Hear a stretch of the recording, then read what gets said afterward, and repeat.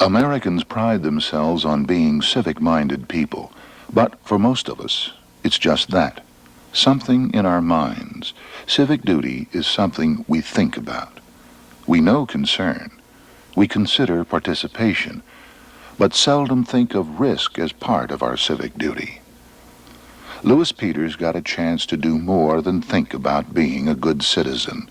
He received the ultimate test, and what he did for his community and his country was, in the words of Patriot Nathaniel Hale, above and beyond the call of duty. The story begins here in Lodi, California, a suburb of Sacramento, at Lou's Cadillac car dealership. Lou was just a normal American businessman, doing a job, doing that job well, too. On a quiet afternoon, Lou sat down to tell the whole story to Roger Young, inspector in charge of public affairs for the F.B.I., an old friend of Lou and Marilyn Peters. And over the years from 1970 through 1977, we became very successful and was quite prosperous. And it was during the first part of June of 1977 when a local contractor by the name of Elmer Birch came into my office and said, Lou, I have some people that want to buy an agency. And I said, it's not for sale. He said, but name any price. He said, they've got all kinds of money and they really want to buy your agency.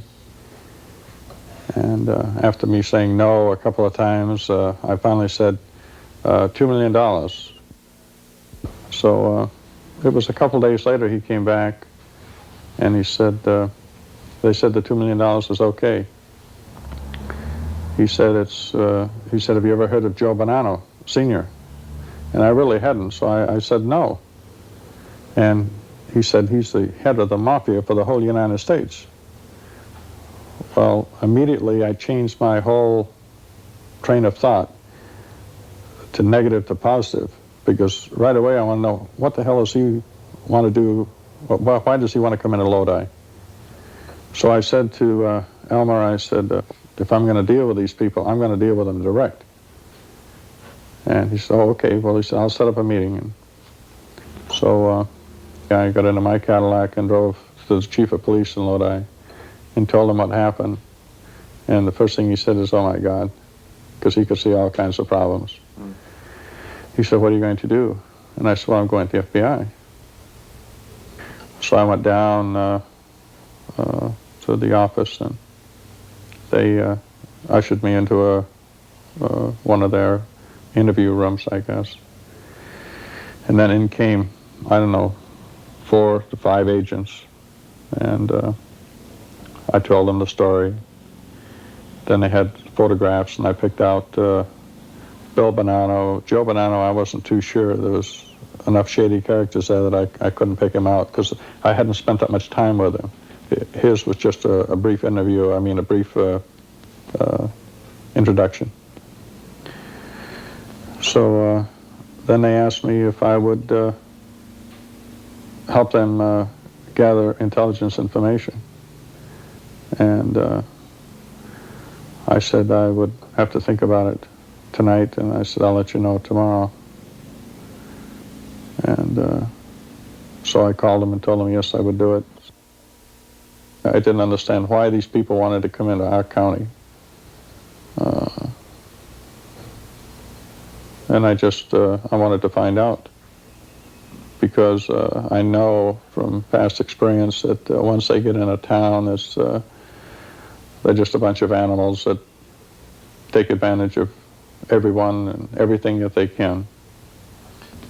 Lou, did you ever have any concern for your safety, any fear in this operation? No. Never even thought about it. I felt it was the right thing to do, and I just did it. I was asked to help, and I was more than willing to help the F.B.I. So I discussed this with Bob Anderson, the FBI agent in Stockton, that the combination, they wanted me to buy property and real estate, and in order to do this, I felt that I should be single.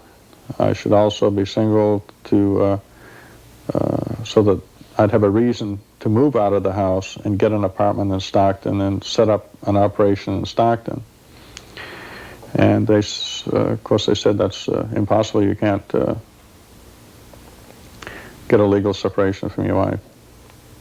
I said, this is, you just can't do that. It's not expected. No one would ever ask you.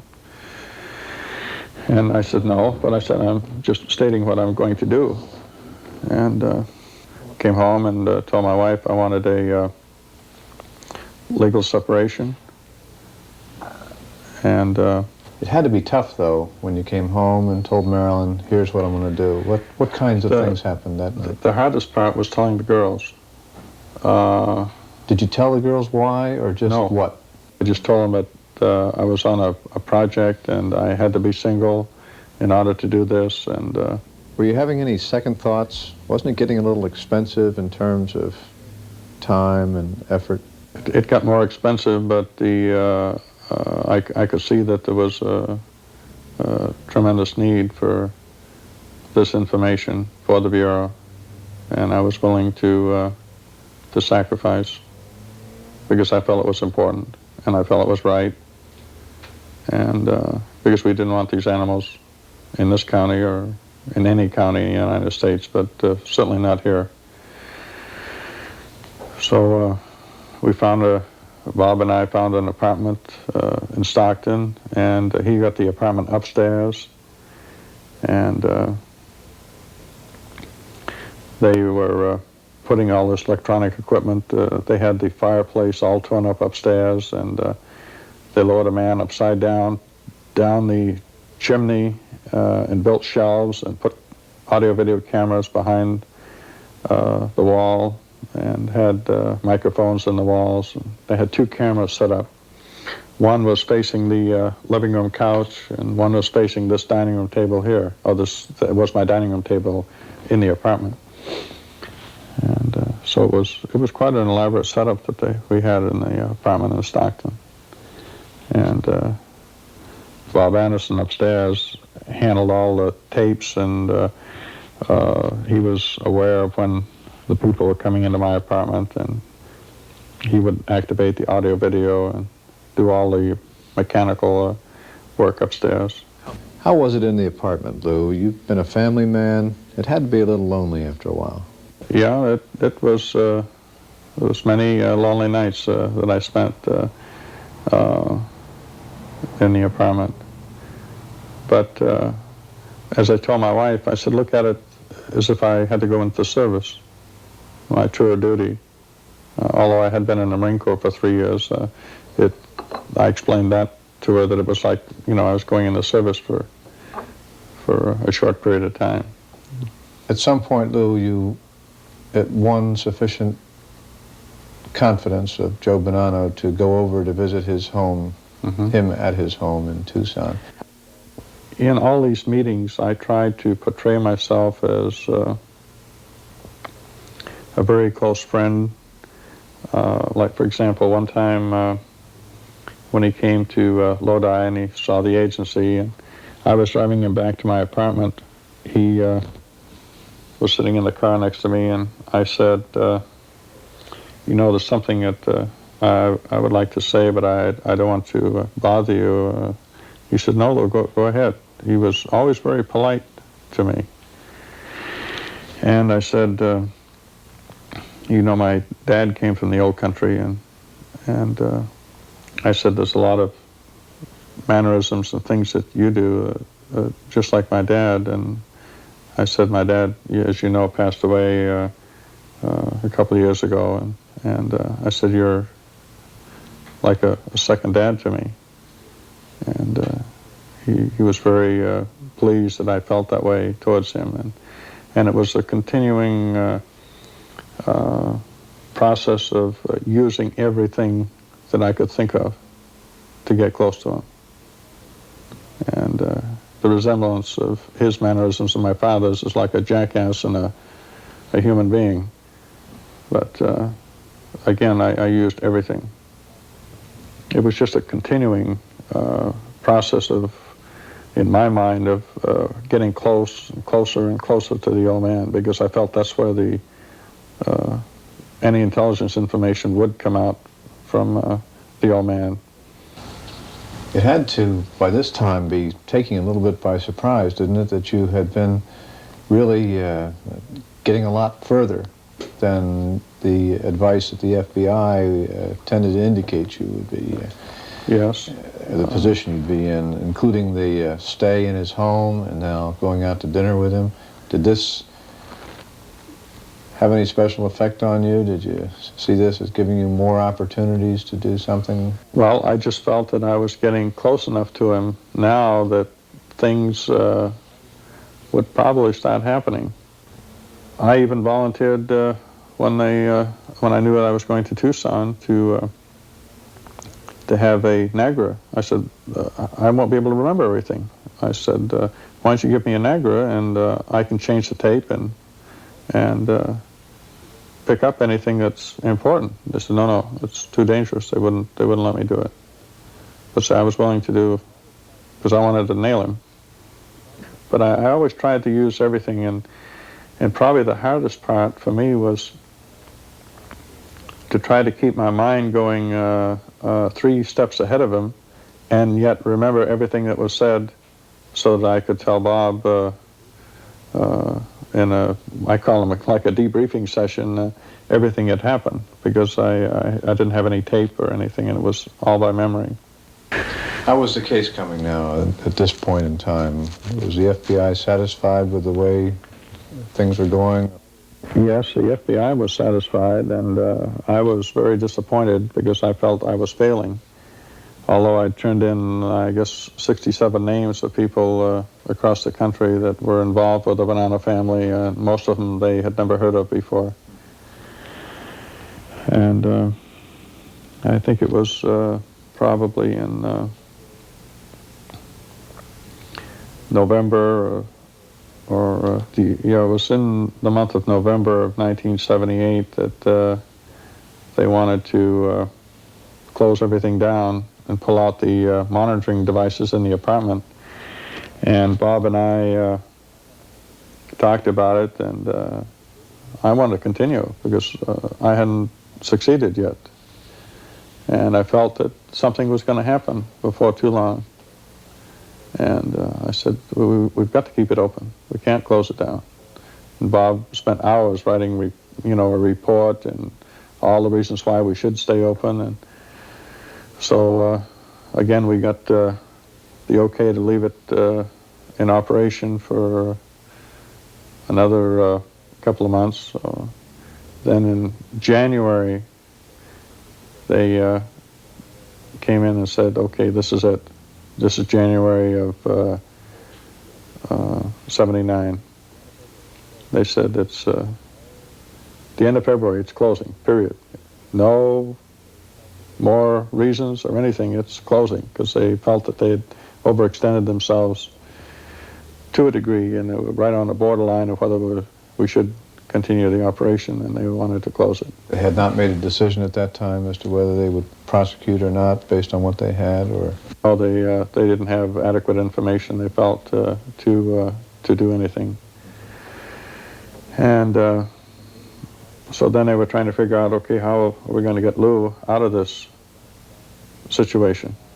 Well, I had 2 heart attacks back in 75 or 76. So they thought they would set up a fake heart attack and to get me out. And they wanted to subpoena me before the federal grand jury to as another reason to get me out. And I said, no, I don't want to go before the federal grand jury, because they said, then there'll be 19 more people that'll know what I've been doing. And I said, I don't want to do that. So I thought about it, and I said, well, all right, send me the subpoena. I changed my mind. I said, might as well get this thing over with. do it and do it right, and that'll give me a reason for calling the old man. So on the morning of the 15th of February in 1979, I was served a subpoena to appear before the federal grand jury. Everything was formal and legal. So I went to the office that morning and I called the old man's home, and he said, "What are they looking for, the records?" Well, when he said that, I don't know why, but it triggered in my mind the fact that I did sell a Cadillac for Bill Bonanno, and he wanted all the money in cash because I guess the Treasury Department had his 3 companies' banking or checking account secured, and the car was registered to one of the corporations. And he wanted all cash, which I gave him, and he had to sign all the receipts and everything, so I was protected. Then I mentioned this. I said, the only thing that I can think of is this car, and I explained it to him that he wanted cash and the reason why, and I said, that's why I called, because I didn't know what to do. He said, well, you cannot discuss this with the grand jury because you'll hurt the boy. And he said, we discussed it a little bit more, and then he said, can you pull the records? So when he said that, I knew I was getting on solid ground. And I said, yes, I can pull the records. He said, pull them and burn them. I said, fine, I'll do anything you want me to do, you know that. And just build up his confidence, and I never asked him for what or how he wanted me to do this. I let him tell me what he wanted, because I did not want to get involved in entrapment, which had been discussed with me many times, that I had to be careful not to lead them into something that they had to bring it up, and once they brought it up, then it was open territory for me. So we discussed the records, and he asked me several times to pull the records, to destroy them. It wasn't just a casual remark, and I would play. I'm a little hard of hearing anyway, but I played a little hard of hearing and had him repeat several times that he wanted me to pull the records and destroy them. So he did repeat, yes, he said, pull the records and destroy them because it'll hurt the boy. That ended the conversation, and I took the tape out of the recorder in my office and went to Stockton and went up to Bob Anderson's apartment. On the tapes, if there was anything important, he always made a duplicate.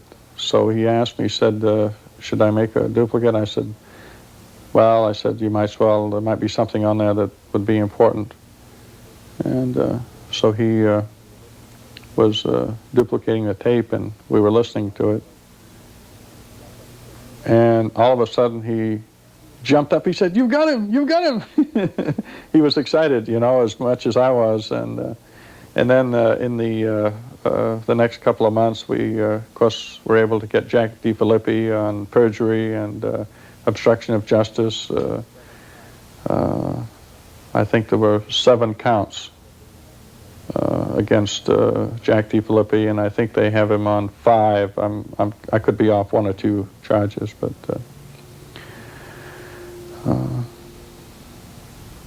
then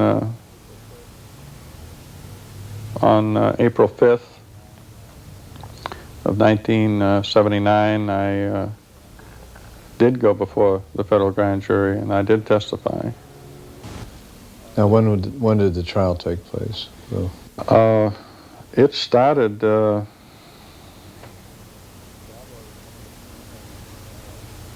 probably some of the preliminaries in towards the end of May of 1980, and I went down to testify and get ready for the trial, probably the first week in June. And the prosecuting attorney was getting the dates that he was going to cover and wanted me to refresh my memory and going over the evidence that we had. Then he looked up at me and he said, "Lou Peters," he said, "you're my biggest problem." And I said, "What?" He said, "You're my biggest problem." He said, "How in hell am I going to explain you to the judge to convince him of everything that you've done for the Bureau?" He said, "I could walk up and down the streets of America for 10 years and would never find another Lou Peters." Lou, did you have any special feeling after your testimony was over? 4 long days. How'd you feel when you came down off the stand? I felt great. Testimony was all over. I felt great. And when the judge brought down the verdict on September 2nd of 1980, he did state in the report that the evidence and the testimony of Louis Peters left no doubt to the guilt of both Bonanno and Jack DeFilippi, which kind of made me feel good. Lou, as you look back, is there anything you would have done differently? The only thing that, one thing that I would change, when they asked me if I would work with them, I would have said yes instead of waiting till the next day. As I told one of the attorneys at the Justice Department, I couldn't understand why they terminated it, because they could use that same evidence 6 months down the road. Because I felt I was very close, and with them knowing that I had this information, I pulled all the records, I did what they wanted me to do, and I kind of made a statement to the old man that, well, this should really bring me into the family. He said, "Lou, you're already in the family." And they didn't mean just friends.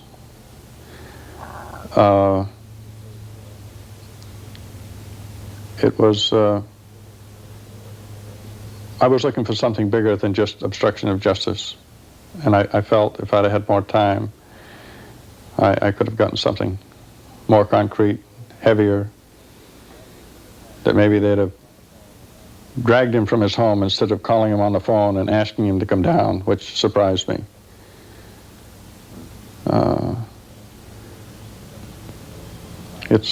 He is 74, 75 years old, but he's also a killer, a murderer. And the hurt that he's created for people across the country, he doesn't deserve any sympathy, he doesn't deserve anything but the punishment that the law requires based on the conviction that has received. Lou, let's talk just a little bit about the nature of the beast, the organized crime family. I feel that, well, during the case, I said to Bob Anderson, I said, who came up with this organized crime? And he said, well, what do you mean? I said, who came up with the name of organized crime? And he was puzzled by my question, because it's a term that the Bureau and the Justice Department use for any white-collar worker that's involved in illegal activity, or a group of white-collar workers. And he said, well, why do you ask that? And I said, because I think they're the most disorganized group of people that I've ever met in my life. I said, no wonder they go broke, because by the time they make a decision, you could lose your business. I said, I make my decisions quick and fast, and today, not sometime down the road. That was the biggest thing, that I was totally amazed with their total disorganization that they have. Maybe it's their way of being very cautious and very protective, but that's the thing that almost made me a nervous wreck, is to get them off dead center and get them moving. You've talked about your contacts with FBI agents, in particular Agent Bob Anderson, and the rapport that you two developed over the years. What kinds of things did Bob and other FBI people indicate to you which helped develop your confidence in them? They're very sincere, caring about me as an individual. I would come up with some really wild ideas because I wanted to nail them. And they were always very protective of me, making sure that my safety was always number one on their list. And when I would meet agents, they had a very sincere feeling about me, caring, were pleased to work with me, because I was really trying to do something that they've been trying to get businessmen to do all over the United States. There's a time, I believe, when you have to stand up and be accounted for, and I agree that I probably went the extreme, but that's my way of life. When I tackle something, I believe in going at it 100%. When decisions were made during the course of the investigation, were they joint decisions? Yes. You would participate in them, and yes. Sometimes what you would... It was more of like a round table discussion. Not all of them, but most of them. Anything that was, really important or would have some effect on me personally, it was always discussed ahead of time, and the general path that I was to take was laid out. And but I always was made to feel that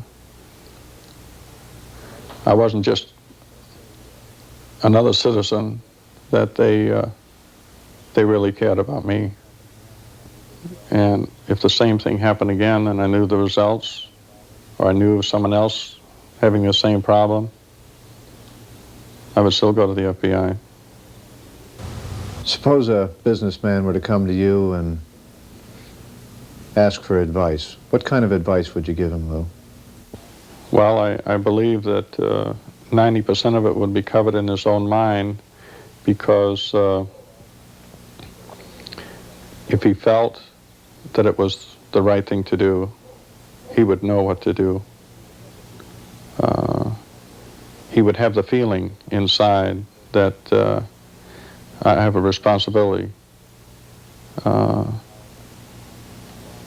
depending on how deep he wanted to get involved, I suppose. Well, even if he got involved just on the periphery, at some point he may have to go public with that cooperation. Does that change things in terms of concern for one's family, safety?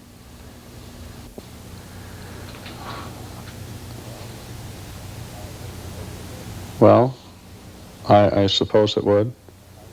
I wanted to go public for one reason, which I've already mentioned, and that is that I would hope that businessmen across the country would stand up and be accounted for. And if these animals came into that town, that they would at least call the FBI to let them know they're here. They may be nervous and they may be scared, but not half as nervous or half as scared as if these people actually did get in that community and took control of City Hall and took control of the police department. They'd have more problems than they would ever dream could exist if they didn't stand up to do what's right.